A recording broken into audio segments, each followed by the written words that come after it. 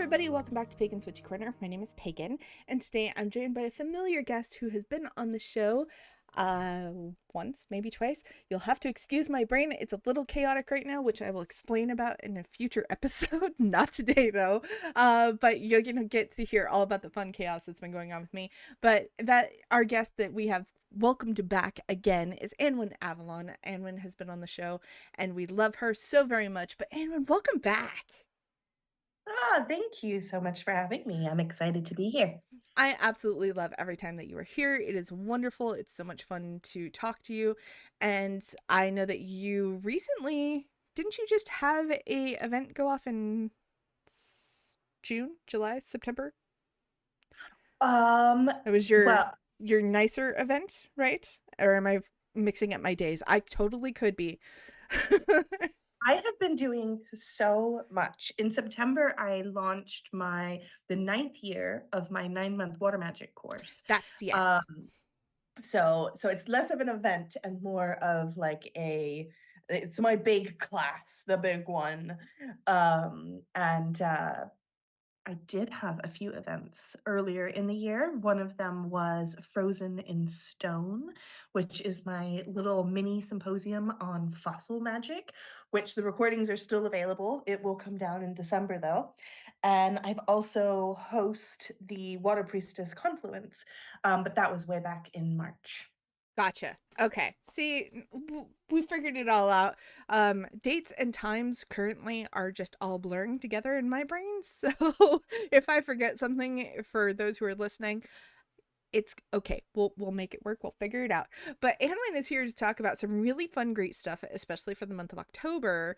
And it's all kind of fun, spooky water topics. And we're gonna start with the dead and water and how they kind of go in hand with each other. So obviously Annwyn is a water priestess and is amazing at all the things that she does. And she is going to tell us all about how kind of those two things work together. So Annwyn, when it comes to working with the dead in water, what is something that you would tell everybody that they need to know first thing at the gate? Oh, okay. This is, man, I didn't know which way I was going to go with this, but the first thing that popped into my head is water is the most ancient thing on this planet. It was here in the primordial creation of the planet. So it was here at the beginning of time. And every drop, like we don't create new water. Water has there's a flow, there's a cycle to it, right? Mm-hmm. It's in the sky, it goes down into the ground, it comes back up. That's oversimplification, but just for the point of this. Um, so every drop of water that you've ever drank somehow ends up back in the earth and maybe in a river or a pond millions of miles away, thousands of miles away. Um, Same thing with like every river that you step into, the water changes. It's always changing, it's always flowing. So just knowing those things. And then we think of the ancestors, we think of our beloved dead, those that came before us. That means the water on this planet, the water that's coming out of our faucet that we're taking showers and baths and drinking, it was here and interacted with humans that were here long before us. There's a water researcher named Veda Austin. She was actually here yesterday in Glastonbury. I got to see her. She's wonderful, fantastic. She has been doing something called crystallography. Now, this is a little bit of a long way to get around to where I'm going, but stay with me, stay with me. Um, Okay. so she does something called crystallography. And what this is basically she takes water, she charges it with an intent, she says words, she puts an image, something near it, on it, in it, around it. And then she puts the water in a little petri dish, a glass petri dish. And then she puts that in her freezer for like 10 minutes Mm-hmm. and pulls it out, pours the excess water out, and looks at the water, like the ice crystals that have formed in this petri dish. by the way, she teaches this technique so you can replicate it, which I think is a really important thing. But in doing this experimentation, she started noticing that the frozen water in the petri dish would mirror the images, the energy, the things that she had infused into it or put next to it or near it or on it or in it.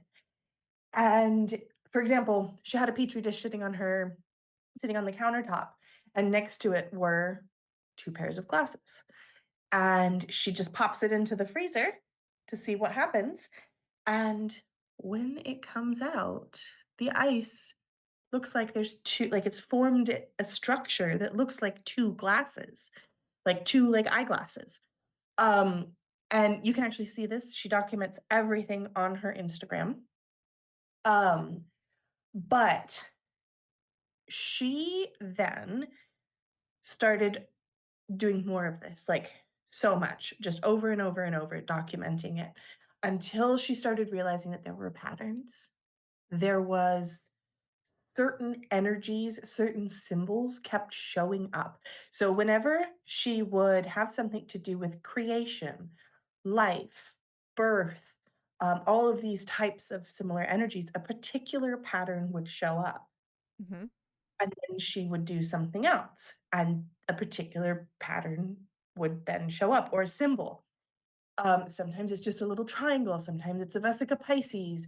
You know, these symbols kept showing up over and over to a point where when she could replicate the experiment over 50 times and that same symbol showed up in the ice over 50 times in conjunction with that particular energy, she was like, okay, I'm onto something here. Hmm.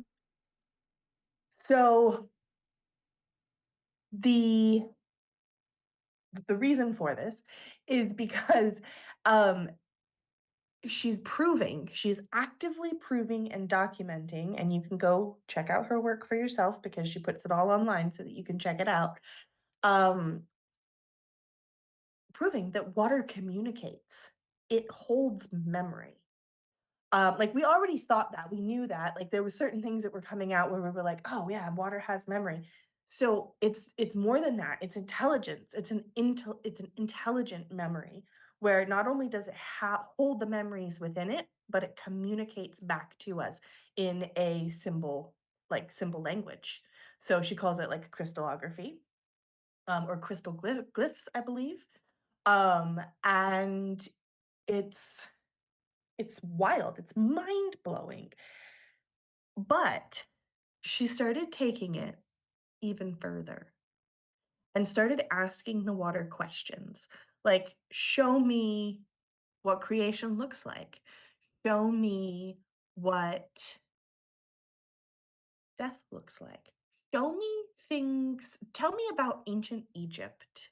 And so she started asking the water questions and then continuing this experiment, and it would answer in these glyphs. So all of that, taking all of that knowledge, and like I said, you can go check her out at it's Veda Austin, you'll find her online. Um, Knowing all of that, the water that's on this planet not only can communicate with us, but it has an ancestral memory. So if you want to connect with your ancestors, if you want to find a way to deeply connect with the ancestors, to communicate, to maybe even receive messages of like what ancestral wisdom do you have to share with me? Water holds those frequencies within it. And that in itself is just mind-blowing. That is amazing. Okay, so you're a water priestess. I have to ask because this is where my brain took this because I think it would be super cool to try this. Do you think if you got like a bowl of water and you did this, water crystallography or whatever, and kind of swirled your like finger around in the water to like give it your energy, do you think you could ask it to show you what a past life of yours looked like? Absolutely. Absolutely. That is so cool. That Yeah, is so absolutely. cool. And this is some of the work that Veda's been doing is like she's like, I want to know the mysteries of like the pyramids. And so like these are the questions that she's asking. So yeah, absolutely. Show me my past lives. Like, can you give me wisdom from one of my past lives and see what comes through? She has a wonderful book that just came out. It's called, I think, The Secret Intelligence of Water. Mm-hmm. It's a huge book, and it's got all of these photographs in there. And I think the most important thing, and I know I've said this like 8 times already, so just say it again, is that you can do this. You can replicate it. See, the problem with Emoto's work is you had to have like high technology equipment Mm-hmm. in a lab in order to create these crystalline structures that he was documenting. You need a freezer and a petri dish that you can purchase on Amazon for like $5. That's it, and water. That's it. And it communicates. And the crazy thing about it is it's not just her that's getting the responses. It's everyone. And so she does share photos of other people's work and experiments with it. She's even has like working with astrology. She's done things with like past lives in Atlantis, and like looked into Atlantean things. She has a crazy story about her grandmother getting like lost in the Bermuda Triangle. And so she's been doing a lot of work with water, trying to like gain more insight into that. And I'm like, yeah, that's cool. So she's like talking to water and being like, tell me more about the Bermuda Triangle. Um, so yeah. So anyway, so that's like it's very like modern and very scientific and very like researcher and not witchy, but it does link us back to our ancestors. And so if you think about like our bodies, right? So our bodies are 60 to 80% water, but my water science friends tell me that we are 99% water on on a molecular level. That means that like 99% of you, when you die, will then go back into the earth and join the water cycle once again, going down, soaking down into the earth, and then whoop, back up. Eventually, in probably a couple hundred years, ends up as rain. And so think about that with like someone that lived 1,000 years ago or 100 years ago. It's like they they're that liquid in their body becomes the earth, and then it seeps down into the aquifers and then flows out into a river and then ends up back up into the sky as rain. You are like Amazing. blowing my mind over here. Like I'm just like, holy crap! Everything I like know about witchcraft has changed now. So okay, 2 questions, follow-ups with that. If you know we are 99% water, is that why we can hold weird memories in weird places in in our bodies? Oh, yeah, I think so. We are getting into territory that I'm not as good at speaking about, Totally fair. but, um, yes. Um, there's so much in the water research community, being talked about with, like, the physical body and how, like, we are water and how we can actually, like, optimize that. Like, we can do things for our bodies to make them, um, not only have water that is very much in that crystalline structure, like what we saw with Emoto's work, but then there's systems in the body, right? I believe it could be they think it's the fascia, Mm-hmm. um, that's basically like a network of like liquid within the body. And we haven't really been able to study it because it's it's something that you can't dissect on an autopsy table. But that is probably where we hold those memories. But think about it too, just like the glass of water that you drink from your faucet.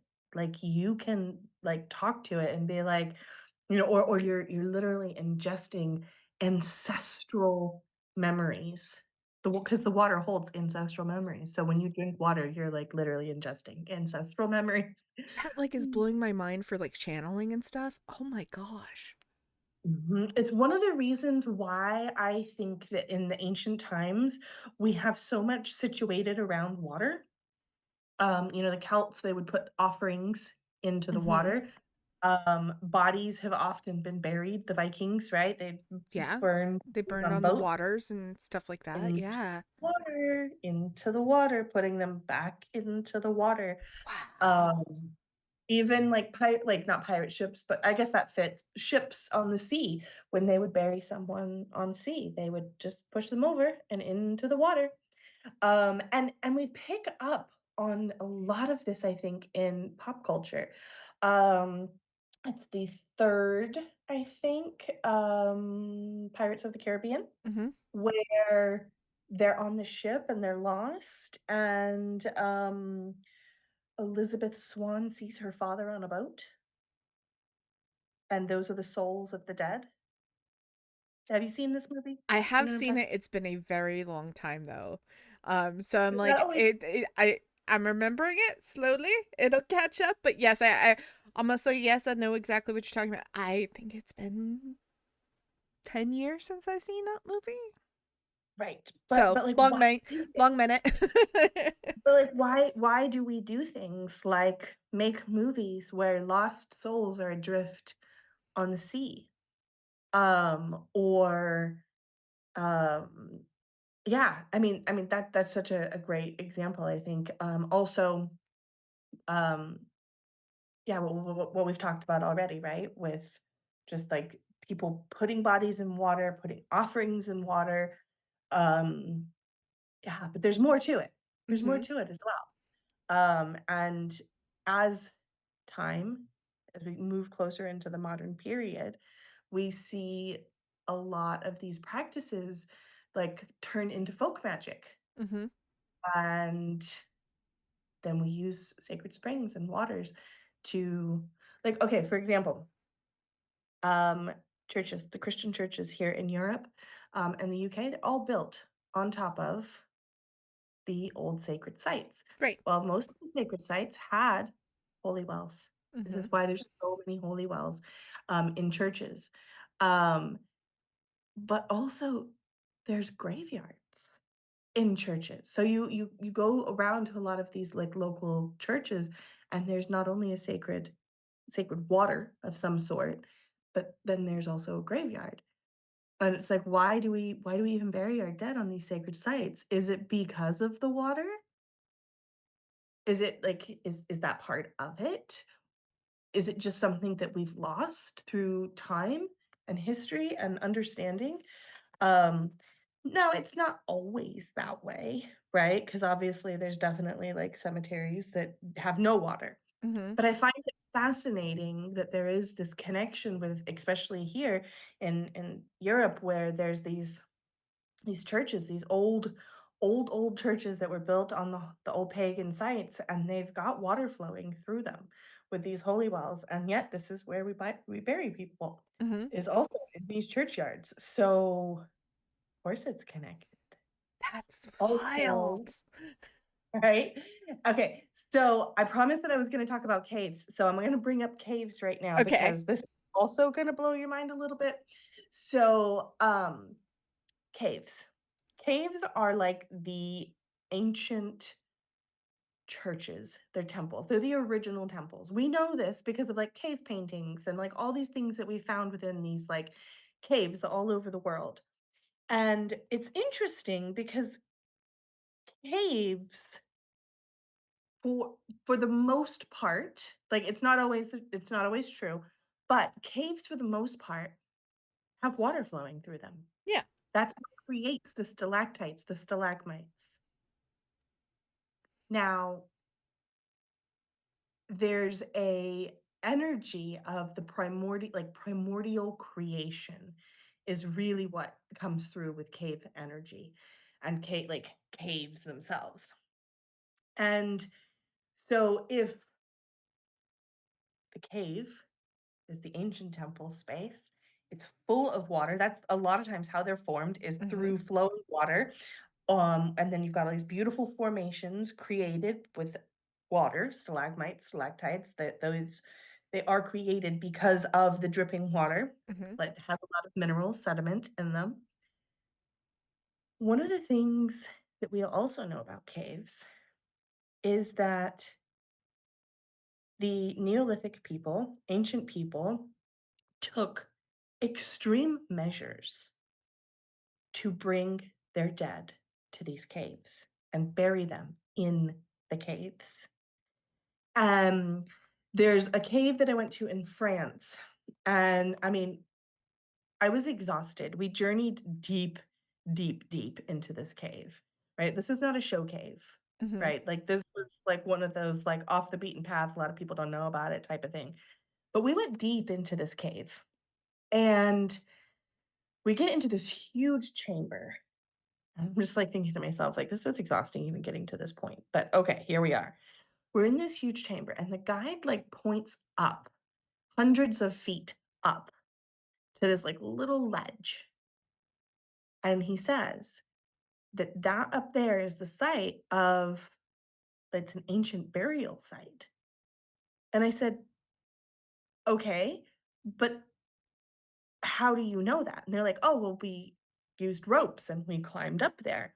And when we got up there, there's all these bodies that had been, lovingly wrapped in hand-woven cloth and skins and jewelry, like amber and bone, Mhm. like we're talking old, right? And I was like, "Okay, wait. If it took you if it was really hard for you to get up there, how are these ancient people carrying their dead up there? Like, how did they get them up there?" And he's like, "We don't really know." And I was like, "So you're telling me that in a modern period, we're having trouble getting up there, but these ancient people spent much time and much energy hauling not just one, not just two, but dozens of bodies up into this cavern in this cave." And I'm like, Wow. "Oh, that's special. There's something there. There's a reverence." Maybe it's because it's very much like a womb. And so there is this like return to the mother, right? Like the reincarnation. Maybe it has something to do with what people think that these old temples and things where there's like regeneration chambers. I don't Mhm. know. Like maybe that's what they thought is if they put them up there, then they would, be regenerated and brought back to the world of the living. But again, caves, water. Now, in this particular case, the bodies were preserved because they were up on a ledge away from the water. Right. But there's other cases where this is not the case. So in Wookey Hole, which is not too far from where I'm at, there's a section where they were like, "Oh, this section over here, the every when we get a big storm, it pushes out all of these like Celtic artifacts and bones." And I'm like, "Oh, okay."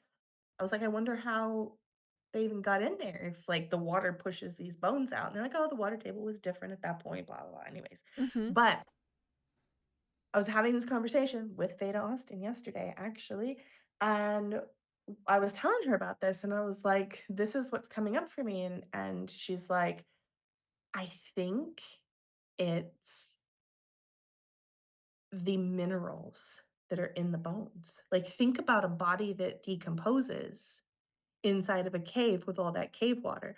What happens? All of like the body decomposes, the water gets put back into the local watershed, right? Mhm. The that system, but then the bones and the bodies they decompose and they turn into minerals.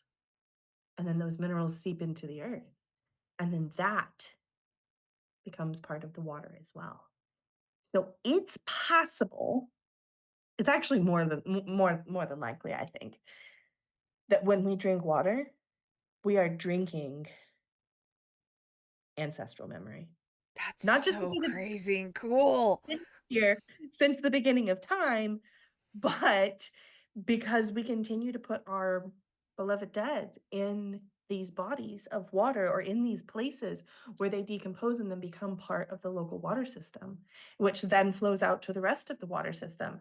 So, yeah. Like, there is a connection there. Now, is that the case for everything? No. It's not the case for everything all the time, but I absolutely think that we do not know, like, what is on this planet. There's so much that has been lost. Um, and we're lucky when we get to find burials that are still intact, but how many are not? And how many of those have been seeped into the waters? And I mean, I'm old, right? Like, I'm not talking about like corpse water where you like literally are like putting a body, a corpse into water. Like, you'll get sick, you'll die. Yeah, That's not what I'm yeah, talking don't do about. that. Don't adjust that. That's gross. Um, but yeah, like we're talking hundreds of years and the bodies have, the earth has changed all those minerals back into the actual minerals that are necessary to keep water clean and all this other stuff because it goes through basically a scientific chemical process and all that. When you start understanding how death and like decomposition and all that works, especially in terms of like the earth and all that, it takes a long time for a body truly to decompose. And even then, obviously, we know that bones don't always decompose, but the minerals can be leached out of those bones and replaced into the earth, which can make the earth more fertile and make it the soil better and like all these different things. There's so much that goes into that, and which we're not going to get into because of the fact that like that is a whole other conversation in itself in terms of like energy and how it works with the earth and the whole 9 yards. But that being said, obviously, for educational purposes, please don't go drink water or play in water that has a recently dead person floating in it. That is dangerous. It is not healthy. It's not safe. It's not sanitary. And make sure that the local authorities are called in that regard. Same goes with animals. Don't do that with animals either. And Right. so, yeah. Then you end up with what's called black water, which is water that is poisonous. Or, well, actually, I should back up a second and say that the term black water is a term that often is used to describe water that is dirty, Hmm. that is poisonous, or that if you put something silver into it, it turns it black. Interesting. Now, is black water and like stagnant water similar? Like water Yes. that, okay. Stagnant water, it could absolutely be black water. Black water is more used in conjunction with like springs or wells that have that are not necessarily drinkable. Gotcha. Um, but it would carry a very similar property to like your puddle, like your long-standing still water that's been Hmm. there for a long time. Like, if you don't have access to a black well or black spring or black water, like, yeah, absolutely, just using stagnant still water would carry a really similar frequency and would be employed in a similar manner that would not be benevolent.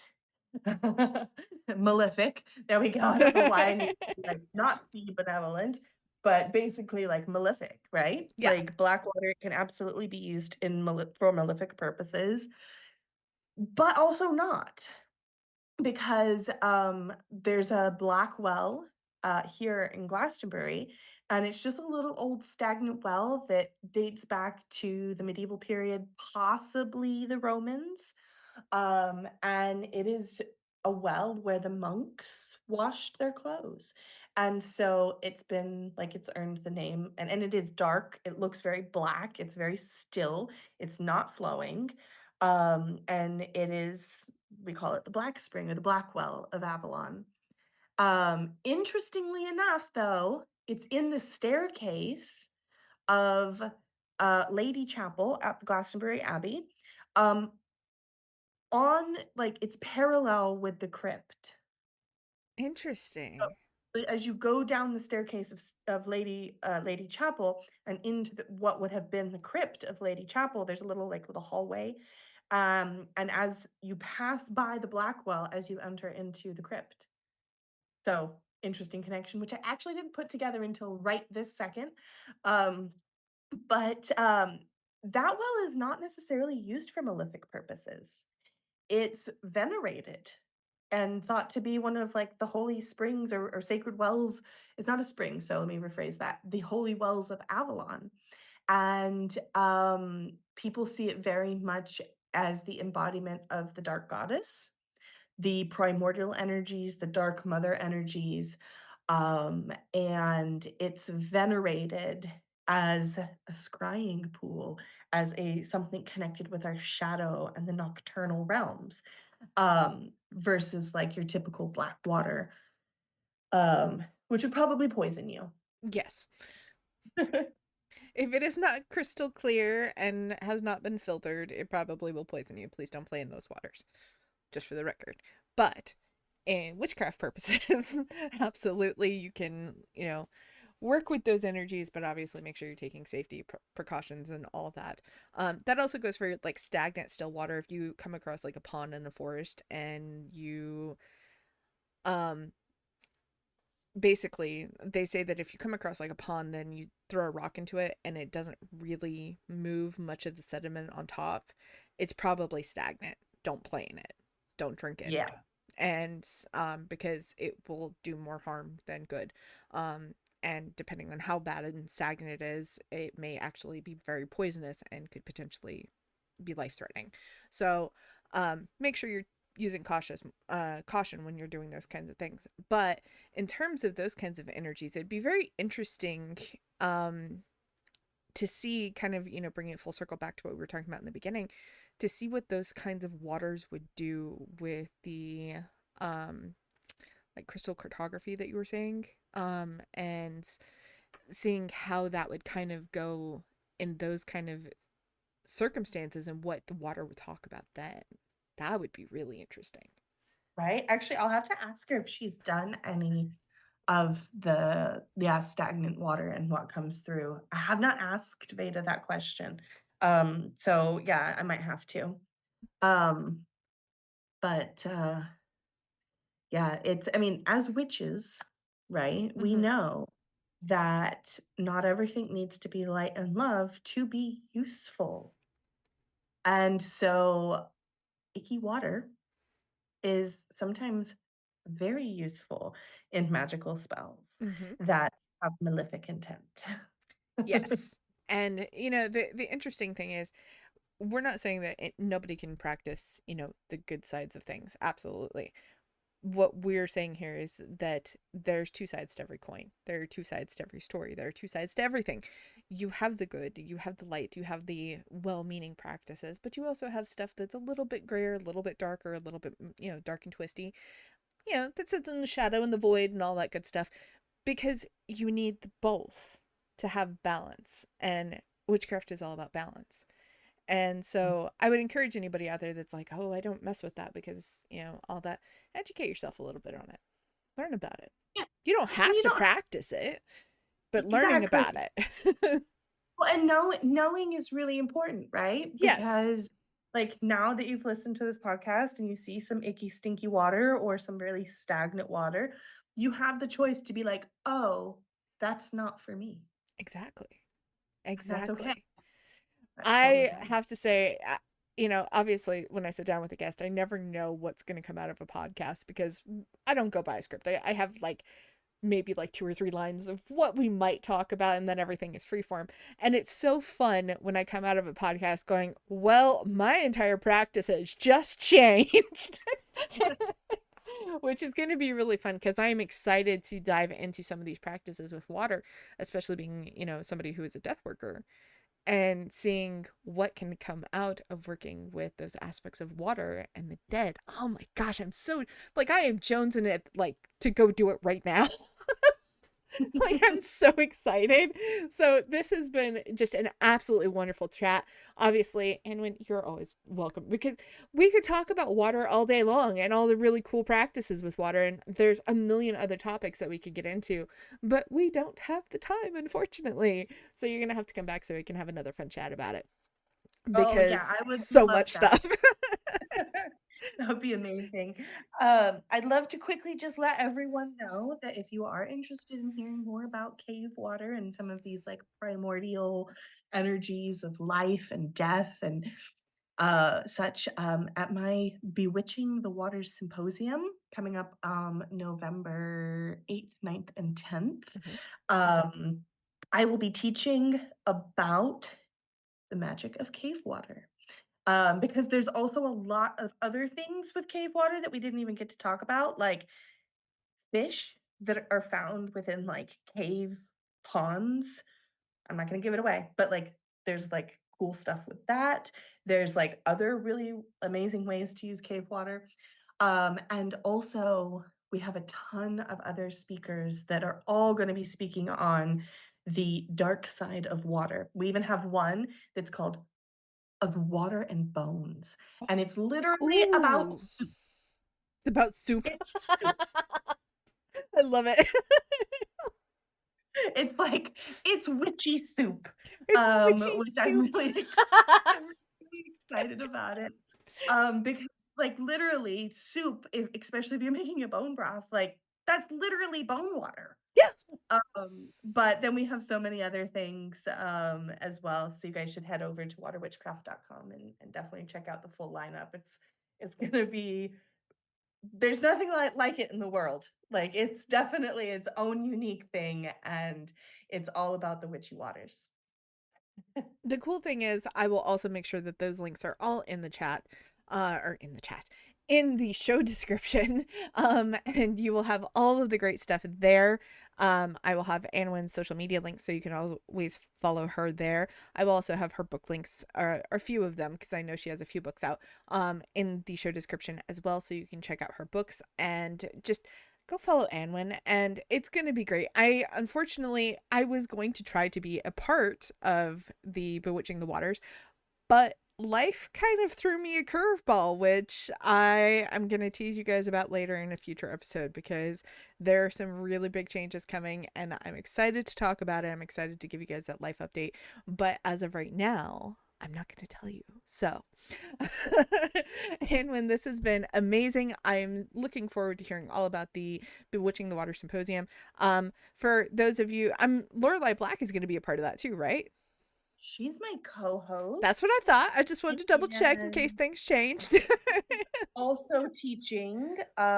She is her presentation is going to take on a little bit more of like Appalachian water magic. Ooh, lovely. Mhm. The cool thing about Lorelei Black, she's also coming on the show. She will be on later this month.